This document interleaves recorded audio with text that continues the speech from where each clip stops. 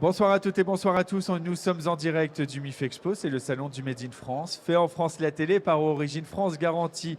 Si vous étiez avec nous hier soir à 18 h, nous vivions cette cérémonie traditionnelle puisque c'était déjà la 4e édition des Grands Prix du Made in France organisée par le MIF Expo, mais on l'organise sur ce plateau traditionnellement. Une édition avec un jury d'experts qui se sont réunis. C'est réuni ce jury, j'ai eu la chance de le présider. Et parmi ces membres du jury, il y avait Yves Jégo, ancien ministre, président fondateur de la certification Origine France Garantie, et aujourd'hui qui a lancé la lettre du Made in France, directeur de la publication, on dit, ou de la rédaction. Directeur de la publication, c'est-à-dire c'est moi qui prends les procès s'il y a des gens qui ne sont pas contents de ce qui est écrit. C'est un rôle tout à fait sympathique. Je vois à l'écran, là, j'ai l'impression d'être plus petit que toi. Mais il faut que tu viennes vers moi. Film entre Blier et De Funès. Non, c'est parce que tu n'es pas assez au centre. D'accord, ok, ben je vais m'approcher alors, j'arrive. Viens. Le temps de présenter un autre membre du jury, il s'appelle Charles de Bishop, il est chef de projet du Fabriqué en France à la Direction Générale des Entreprises au ministère de l'Économie. Bonsoir Charles de Bishop, comment ça va? Comment ça s'est passé ces 2 jours? Parce que la DGE est très mobilisée ici au Salon du Made in France. Eh ben, très bien, très bien. On est ravis d'avoir vu cette affluence déjà au premier jour. Au premier jour. Au premier jour, cette Dès qu'on dit ministère de l'Économie, ça fait toujours grincer le son. Ça fait du bruit, c'est vrai, ça fait du bruit. C'est ça. En bien ou en mal, mais en tout cas, on est là, on est présent à la fois sur un stand pour mettre en lumière la politique de la Direction Générale des Entreprises en faveur des métiers d'art, mais aussi plus généralement en faveur du Made in France. On était membre du jury pour la 2e année cette fois-ci, et c'est toujours un plaisir de voir cette émulation et tous ces fabricants, tous ces produits et aussi tous ces visiteurs qui sont contents d'être là. Et c'est que le début. Et c'est que le début. Plus de 100 000 visiteurs attendus sur ces 4 jours qui vont venir à la rencontre de plus de 1000 exposants, 1100 exposants quasiment cette année pour cette 12e édition du Salon du Made in France. Yves Jégo, vous étiez là dès la première édition. Oui, exact. Même dans les prémices, dans les réflexions de la première édition, Porte de Champéry, il y avait entre 70 et 80 exposants. 78 exposants il y a 12 ans. Il faut d'ailleurs envoyer un salut de reconnaissance à Fabienne Delahaye qui a porté, voulu, cru dans l'utilité de ce salon. Et bien 12 ans après, c'est 1000 exposants. On voit l'explosion de l'événement. Et puis je crois que c'est un événement rendez-vous d'une famille de ceux qui produisent, de chefs d'entreprise, alors qu'ils sont là, qui vendent aujourd'hui, qui sont récompensés, mais qui sont aussi heureux de se retrouver avec d'autres chefs d'entreprise, de partager souvent les difficultés, puisque les temps sont difficiles, mais aussi les expériences. Je pense qu'il y a, autour de ce salon, il y a une âme, et une âme chaleureuse et performante. Et ça, c'est la spécificité. Moi, je vais fréquenter beaucoup de salons. Quelquefois, c'est un peu impersonnel. Ici, il y a une famille.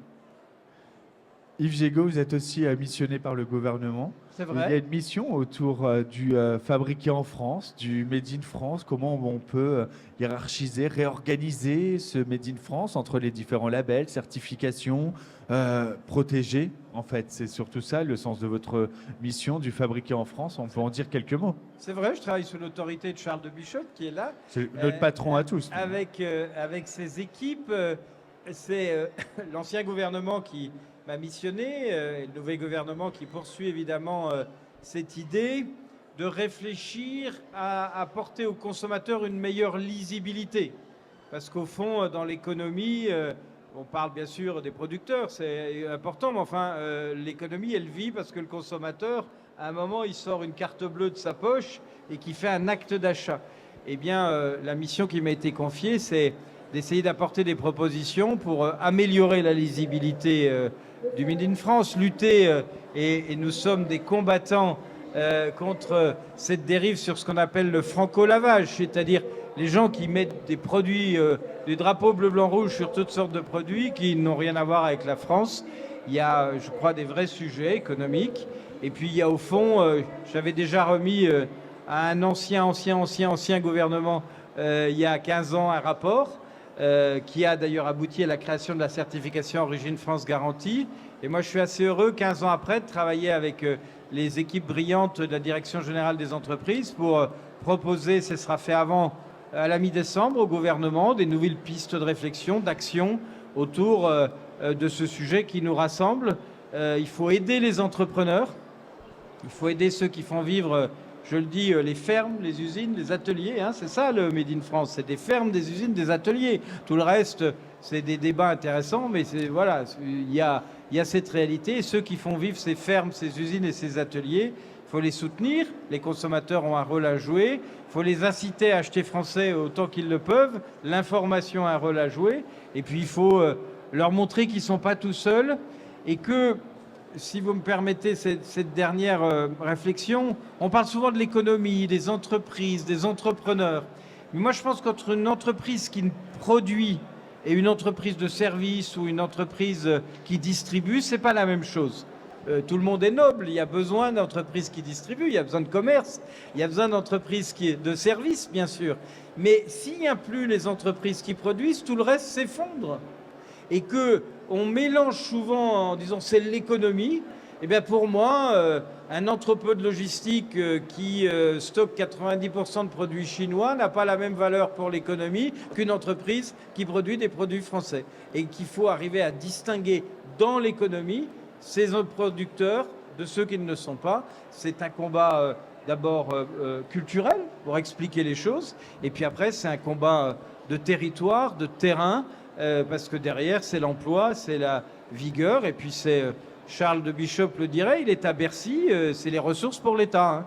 Hein. S'il n'y a plus de production, il y a moins de ressources pour l'État, et l'État est en difficulté. Vous voyez qu'il n'a pas démérité sa place comme membre du jury de cette 4e édition des Grands Prix du Made in France pour son expertise. Merci Yves Gégaud pour ces précisions. 6 catégories ont été récompensées hier soir. Il y avait le Grand Prix du produit, de l'innovation, de l'espoir, de l'entrepreneur, de l'export et un prix pour lequel le jury n'a absolument rien fait, c'est le prix du public. Et c'est vous seul qui avez voté jusqu'à jeudi soir minuit sur le site internet pour votre exposant préféré, en tout cas celui qui a remporté le plus de votes, c'est le stand et l'entreprise La Carte Tablière. Et pour en parler, je suis avec Sophie. Bonjour. Bonjour. Bonsoir, pardon. Alors je sais qu'on va aussi se voir demain et ça va faire très plaisir à Yves Gégaud en tant que président fondateur de la certification Origine France Garantie, puisque demain à 10h ou 10h30, je crois, on vous remettra ici même votre certification Origine France Garantie pour les magnifiques produits que vous proposés et qui ont été récompensés par le public. Oui, exactement. Cette année, on a décidé de se lancer dans la certification Origine France Garantie pour vraiment montrer à nos clients que c'est du vrai, Made in France. Parce qu'il y avait du doute.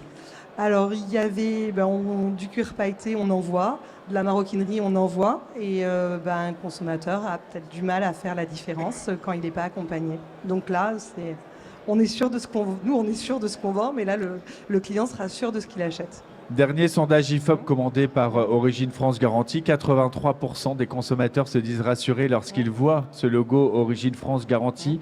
Yves Gégaud, vous l'avez créé en 2011. Je l'ai imaginé, on l'a créé à plusieurs, mais je l'ai imaginé avec cette idée simple que vous donnez en disant mais comment est-ce que le producteur peut certifier à l'acheteur que son produit est bien français dans un monde où le marketing l'emporte et où on a des allégations multiples, traditions françaises, recettes françaises, à croiser un Français une fois dans sa vie. Il y a toutes sortes de choses plus ou moins loufoques. Et cette certification, je pense qu'il est important peut-être de rappeler ce qu'est une certification. Oui. Un grand penseur disait récemment la certification Origine France Garantie, c'est le Made in France Garantie. Ce grand penseur, il est à côté de moi, c'est Anthony, mais c'est un organisme indépendant qui est agréé par l'État. Il y en a plusieurs, donc l'entreprise choisit l'organisme qu'elle souhaite, qui vient vérifier dans l'atelier ou dans l'usine, sur la base d'une inspection assez poussée, que le produit en question est bien fait en France et qui répond aux critères du code douanier, puisque la seule réglementation qui définit le Made in France, c'est le code douanier sur ce sujet. Et ça donne aux consommateurs cette idée de dire, c'est pas le chef d'entreprise qui me dit je suis un produit français, qui l'affirme, c'est un organisme indépendant qui remet, c'est ce qu'on va vous remettre demain, un certificat qui a une valeur juridique et qui vient attester de l'origine des produits. C'est l'idée d'il y a maintenant 15 ans. c'est effectivement une démarche que font de plus en plus d'entreprises sur ce sujet, parce que nous sommes dans un monde où la traçabilité, où la vérité des marques doit être attestée, et où, à l'époque, lorsque j'ai créé cette certification, il est arrivé au gouvernement un ministre dont j'ai oublié le nom. Tu as vu comme les choses sont bien Et, faites. Vous avez vu comme les choses sont bien faites. J'étais député, je les croisais à l'Assemblée. Il venait de prendre ses fonctions de ministre du redressement productif. Et j'ai dit à Arnaud, cette certification, tu sais, c'était une idée du gouvernement précédent. Moi, je comprends, les choses ont changé. Peut-être que tu vas balayer ça. Et bon, c'est comme ça, je suis à ta disposition pour en parler. Il m'a dit, pas du tout. Je trouve ça très bien. On va vous aider. Et moi, je veux remercier Arnaud parce que c'est pas si souvent en politique que quand deux camps succèdent, le successeur ne vienne pas dire tout ce qu'a fait le prédécesseur, c'était acheté à la poubelle. Il a eu cette vision. Nous avons fait du en même temps avant l'heure de deux parties de l'échiquier. Du transpartisan. De l'époque, du transpartisan. Et si cette certification, aujourd'hui, elle existe, si elle va vous servir, j'espère avoir plus de clients, c'est parce que y a des entrepreneurs qui y ont cru. Je rappelle qu'elle est portée par une association, loi de 1901, sans but lucratif, présidée par l'excellent Gilles Attaf, qui est sur le côté de ce plateau. Bien du coup, Gilles. C'est parce qu'il y a ces entrepreneurs, et Gilles les représente, mais c'est parce qu'il y a eu aussi, au-delà du créateur, des ministres successifs qui ont dit c'est utile, on y croit, on appuie la certification et on avance. Voilà. Ça mérite d'être souligné. On n'a pas si souvent l'occasion en politique de dire merci. Et Arnaud, je profite que tu sois là pour te dire merci. Et merci. On peut applaudir parce que ça vraiment. Alors, moi, je vais faire une photo. Si quelqu'un peut faire cette photo pour ma mère, parce que je suis avec les plus grandes personnalités du fabriqué en France, entre Gilles Attaf, président d'Origine France Garantie, Yves Gégaud, qui l'a créé, et Arnaud Montebourg, qui l'a finalement démocratisé. Et qu'il l'a laissé vivre, j'en suis très heureux. Arnaud, on devait se voir tout à l'heure, mais je sais que tu es super occupé, mais je suis content que tu sois là sur ce plateau spécial Grand Prix parce qu'on salue celles et ceux qui sont récompensés par le salon pour tout ce qu'ils font à longueur d'année. Il y a de l'innovation avec Covoltis, c'est des batteries, il y a ces peluches, les petites Maries, il y a également Airplume sur l'export, les chaussons, Sodopac, et la carte tablière qui... fait de la maroquinerie qui recevra sa certification Origine France Garantie sur ce même plateau par Gilles Attaf demain matin à 10h. On est fiers de ce Made in France. Quelle édition! Le monde est incroyable. Je sais que tu es sur le stand, tu vends toute la journée. On est submergé de succès, donc tant mieux. Ça veut dire que la société est en train de s'emparer de tout le travail qui a été fait pendant nombreuses années par des entrepreneurs pionniers qui vont devenir mainstream. Tous les ministres viennent, tous les partis politiques viennent. Même la DGE. Et donc nous avons maintenant le gouvernement qui est ici, le président qui vous invite. Enfin bon, bref, il n'y a plus qu'à quoi finalement. Donc nous, on n'aime pas trop les discours, on aime bien les actes. Donc dans les actes, il faut saluer les entrepreneurs qui ont construit chacun dans leur domaine des innovations, des relocalisations. Parce que dites-vous bien que tout ce qui est fait ici, c'est ce qui n'est pas fait ailleurs, puisque c'est consommé là. Donc c'est du chiffre d'affaires sur le sol national qu'il nous faut avoir. Donc si on peut faire des multiples, x2, x3, x4 dans votre croissance, dans votre chiffre d'affaires, en nombre d'entrepreneurs qui le fait, notre boulot, notre feuille de route nationale, c'est 50 milliards à relocaliser en 10 ans sur la France pour remonter le PIB de 5 points et rattraper l'Espagne. Bon, bah c'est ça le boulot. Donc ça passera par des entrepreneurs comme nous tous, à la base, qui se mettent à travailler, augmenter leurs lignes, trouver de nouveaux produits. Alors notre ami, il a fait les pantoufles, bah, il va faire peut-être les sneakers, j'en sais rien, enfin, etc., etc., etc. C'est comme ça, par la multiplication, que nous serons plus forts. C'est une feuille de route qui ne repose pas seulement sur le gouvernement. Nous, on demande pas, et bien sûr, on demande au gouvernement qu'il arrête de nous en... Pardon. Mais nous, on ne demande rien. On sait qu'il faut faire de plus en plus. Donc à chaque fois que je vois un jeune, je lui dis, monte une boîte. Vas-y, réfléchis, fais ton BP, travaille. Ça marche comme ça. Donc c'est un mouvement de société qui doit émerger des profondeurs de la France. Qui doit émerger. Alors je vois Fabienne Delahaye qui est juste là, qui fait semblant de ne pas me voir. Fabienne, viens s'il te plaît. Nous sommes sur ce Grand Prix avec nous. Des lauréats des prix du Made in France. C'était Fabienne pris, Delay, hein, on peut Fabienne, l'applaudir, hein. Ouais, présidente oui, bravo. fondatrice du MIF Expo. Donc définitivement, je suis avec les plus grands ambassadeurs du Made in France. Fabienne, viens entre Yves et moi, s'il te plaît. Bonsoir Fabienne. Magnifique. Ah là, la photo, Un mot pour tes lauréats. Et alors là, il nous faut la photo. Hein. Ah oui, oui. Eh bien, bonsoir à tous. Ça fonctionne? Bien sûr, ça fonctionne. Alors, comment elle est cette édition, Fabienne, cette année? Bah, elle est incroyable, tu es bien placé pour le savoir. Elle est canon. Et alors, je sors d'un direct sur C'est dans l'air qui me disait le Made in France, c'est fini, et Michelin, et Trump. Et donc, je vous ai vraiment défendu. Ils m'ont dit c'est impossible de fabriquer sur le territoire.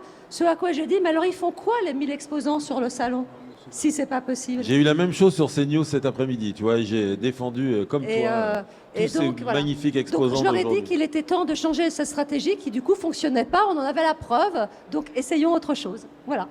Bravo. Non, il faut brouiller France Inter, hein, faut se dépêcher. Hein.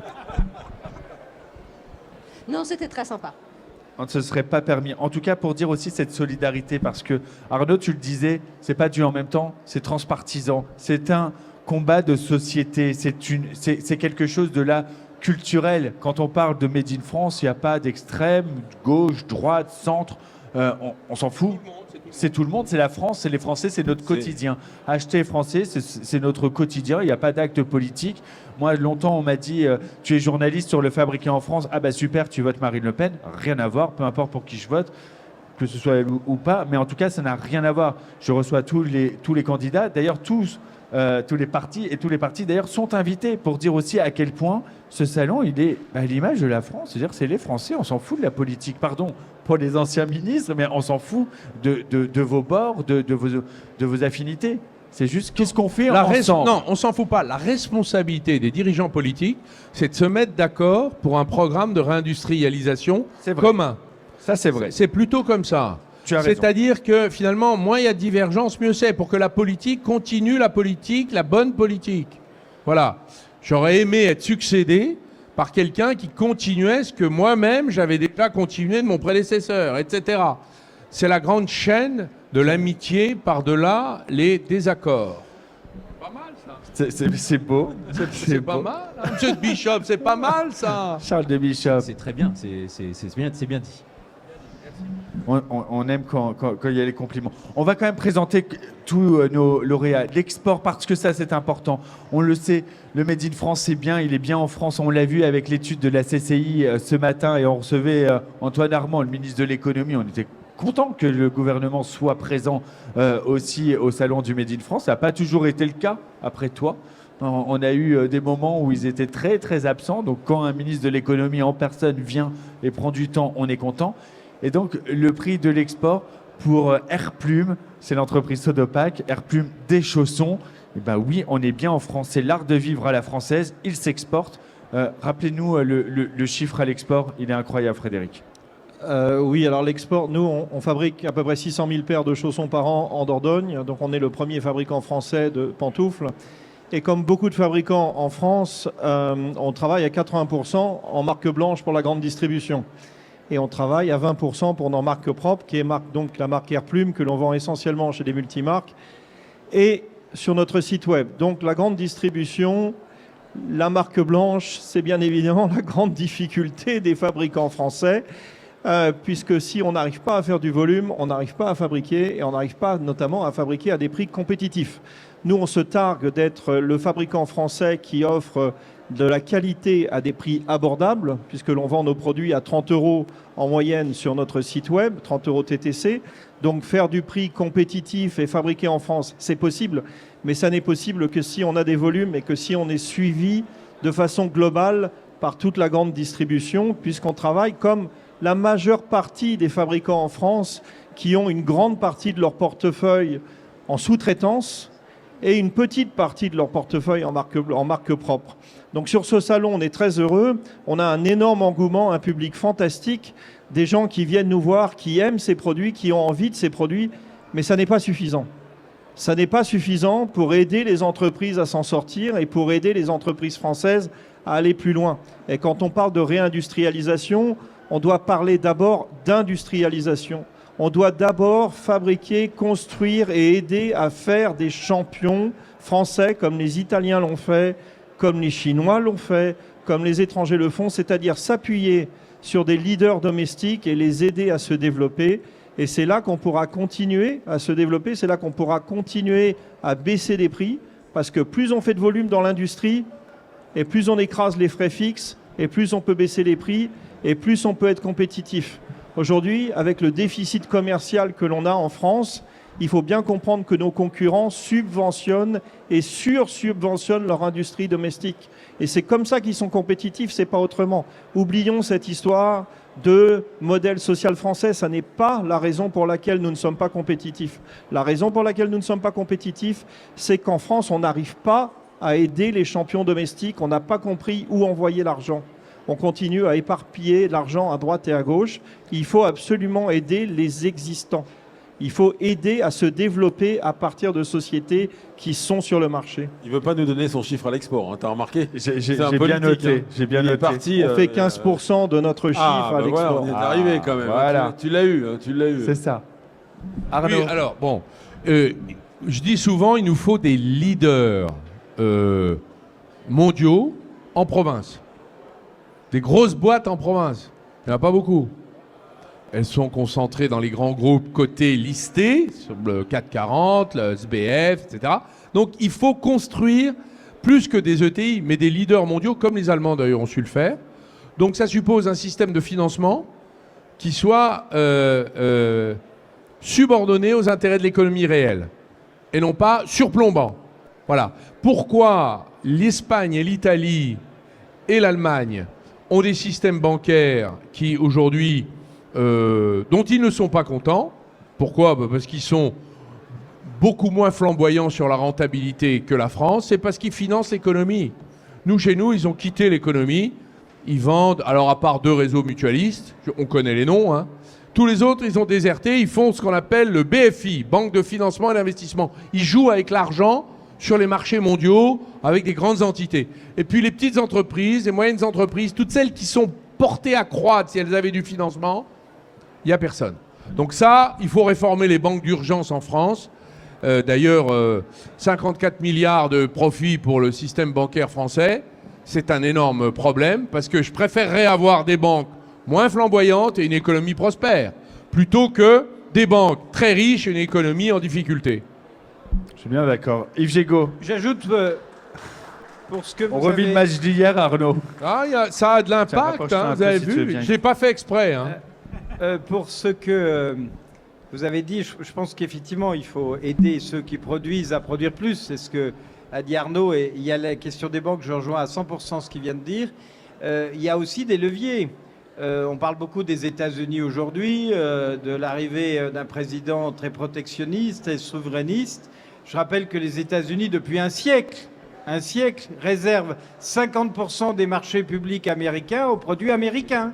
Et que nous n'avons pas encore trouvé la solution pour réserver une part significative des 180 milliards de marchés publics français aux entreprises françaises. Parce que si demain votre entreprise reçoit la commande de l'armée pour faire les chaussons de nos militaires ou d'autres grandes commandes de ce type-là de l'État, eh bien voilà de la massification, voilà qui va vous permettre d'investir et voilà de l'argent sûr et garanti qui va vous arriver. Donc il faut qu'on rouvre ce débat des marchés publics et il faut que les marchés publics de notre pays et de toute l'Europe servent en partie, j'estime pour moi que c'est 50%, à être ciblés sur la production locale pour aider les producteurs locaux.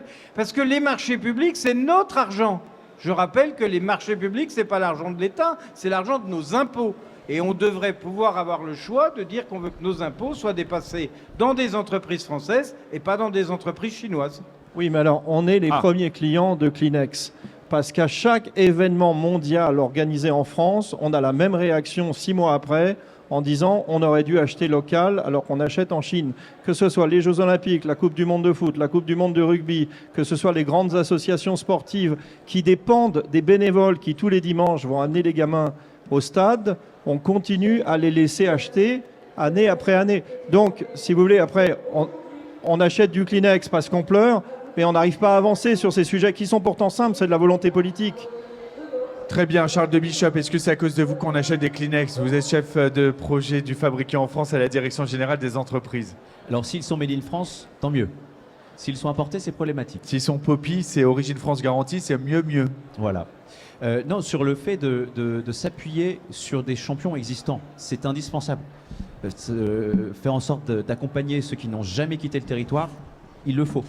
Et on essaie de le faire au maximum. S'appuyer et créer les champions de demain sur les technologies qui n'existent pas encore, il le faut aussi. Et donc il faut essayer de dynamiser ceux qui ont des idées, ceux qui sont innovants. On a un prix de l'innovation ici qui est incroyable. Il faut qu'ils puissent passer à l'échelle et éviter qu'ils se fassent racheter aussi. Un moment où il devient intéressant pour quelqu'un d'autre. Il faut aussi créer de la sécurité économique, mais sans faire en sorte qu'on impacte la compétitivité de cette entreprise. Donc ce cadre-là, c'est un juste équilibre à trouver. Mais après, il faut aussi, et c'est ce que nous disent certains entrepreneurs, il faut éviter de toujours les accompagner, leur donner des aides, acheter des machines. Non, vous savez produire.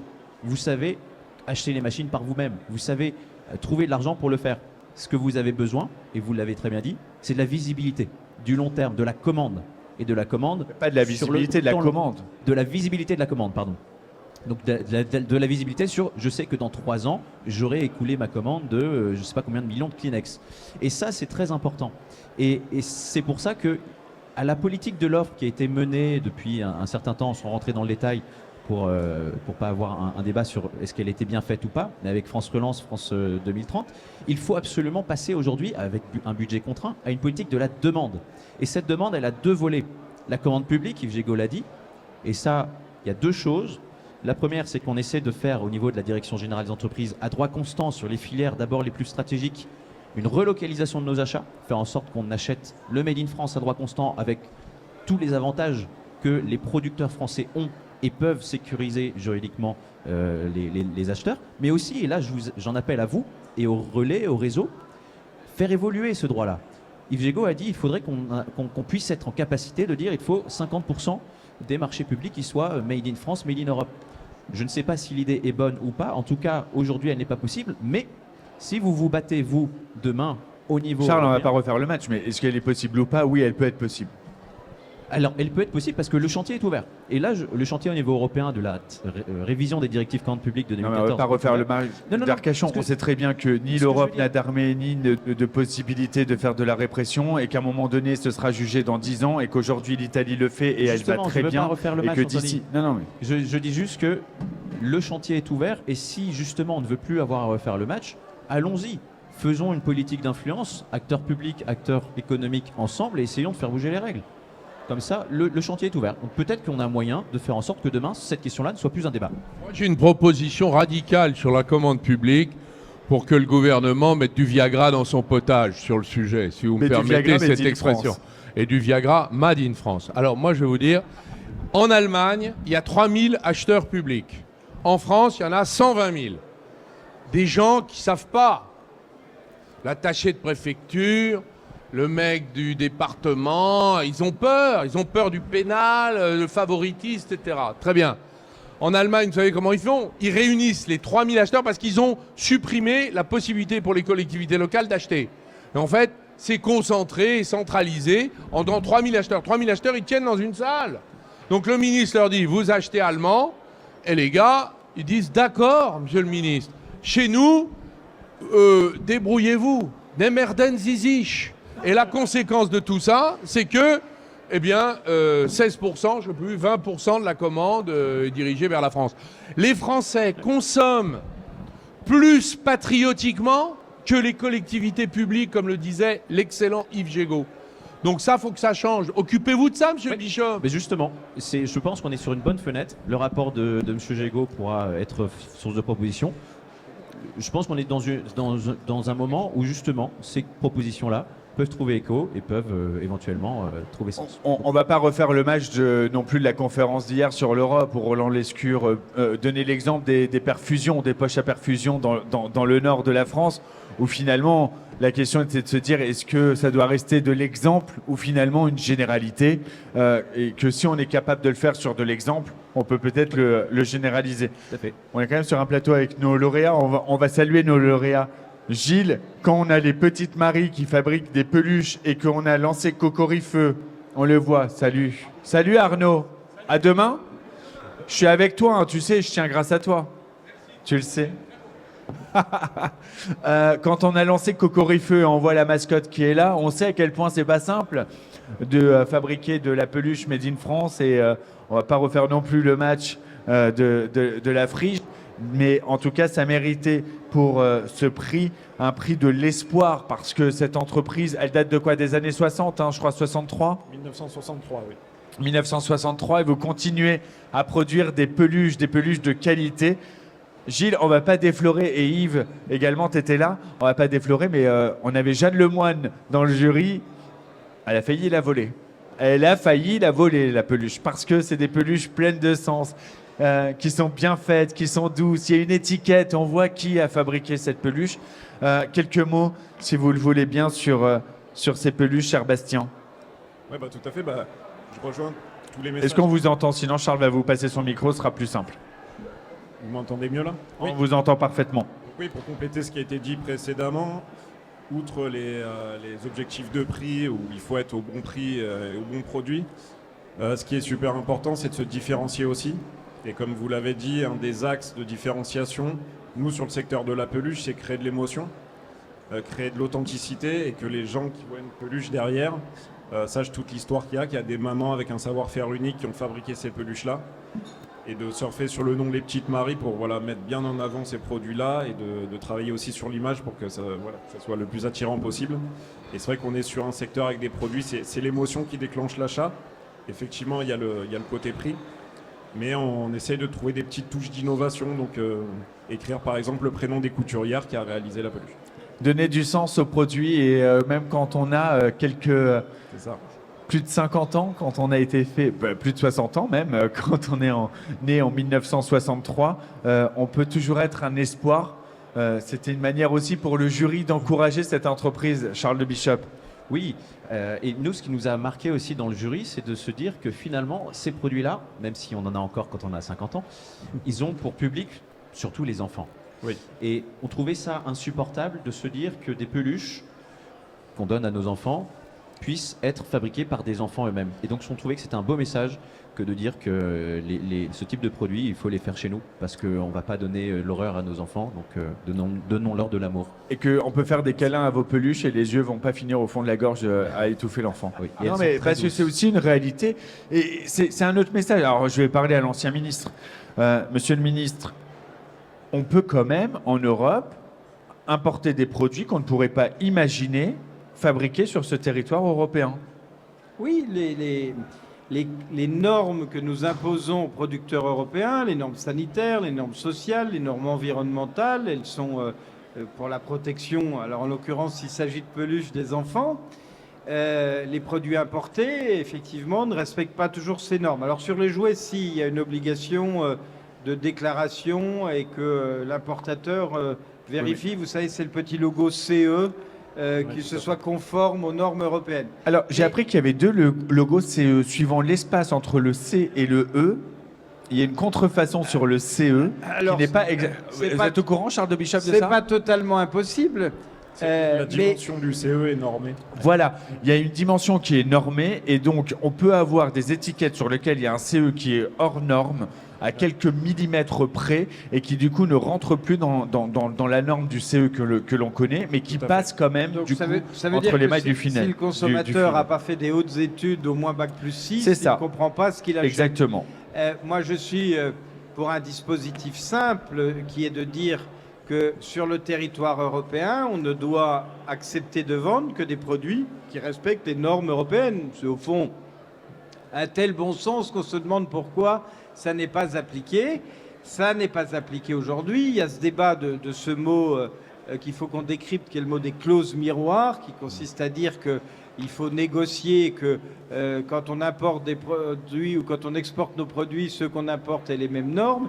Tout ça avance très lentement, tout ça crée de la suspicion, du doute, crée des dommages, il y a quelques exemples dramatiques dans l'actualité récente de fleuristes ayant apporté des fleurs qui sont poussés avec des pesticides interdits en Europe depuis longtemps parce qu'ils sont dangereux, mais on importe des fleurs venues de n'importe où avec les mêmes pesticides et il y a eu des décès assez tragiques dans la profession.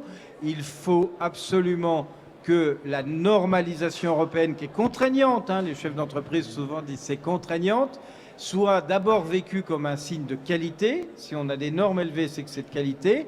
Et puis quand vous achetez une peluche des petites Maries, eh bien, vous êtes sûr que ce n'est pas un enfant qui l'a fabriquée.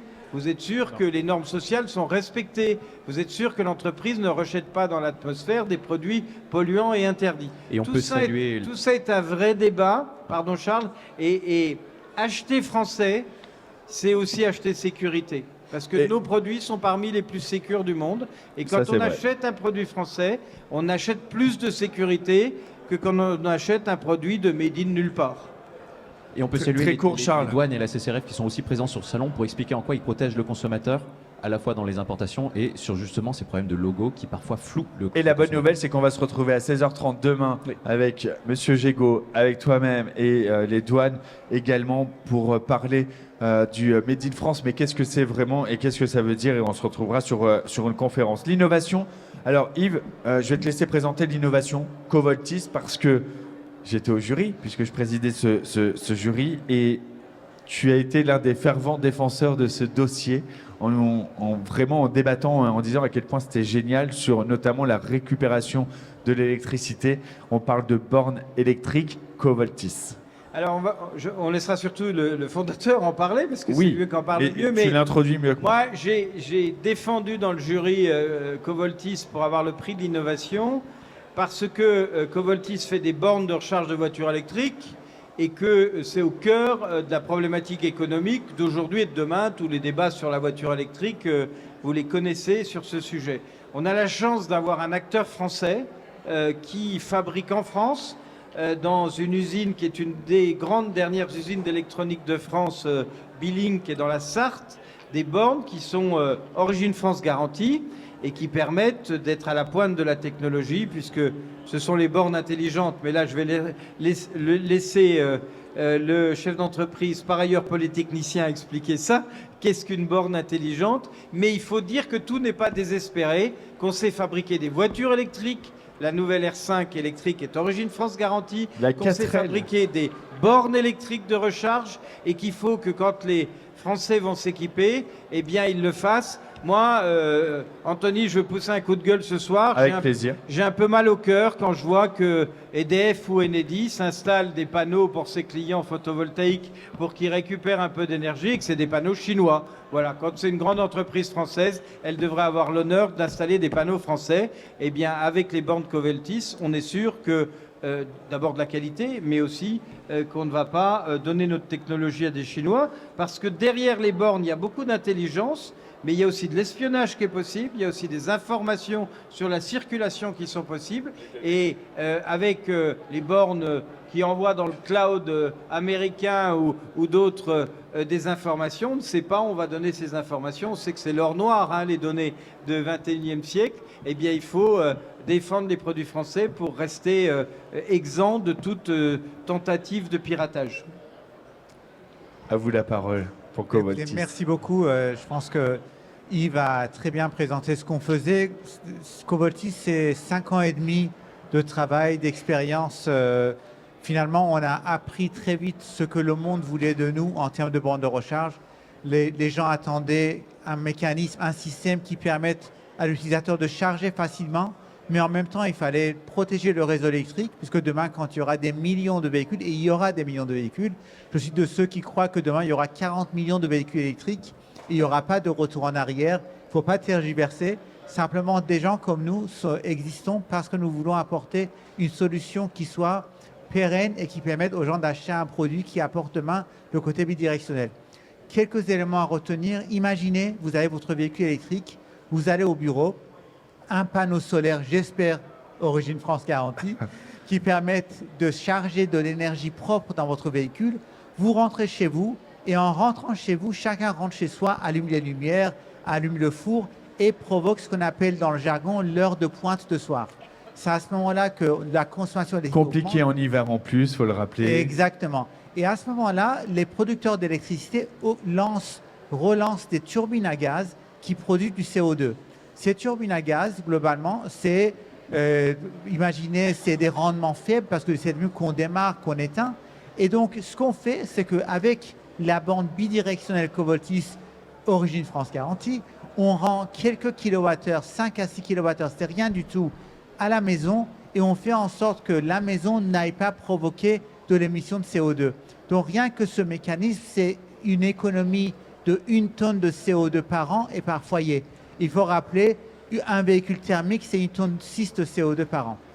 Et sur ça, ça montre aussi un peu l'idée derrière le Made in France, c'est que, je ne sais plus le chiffre que vous avez utilisé, vous avez dit c'est rien, mais c'est rien par ces millions de personnes qui font le même petit geste, finalement on arrive à beaucoup et on arrive à sécuriser un réseau électrique finalement. Exactement. Et en fait, on a un peu de temps encore ? Pas vraiment, mais allez-y.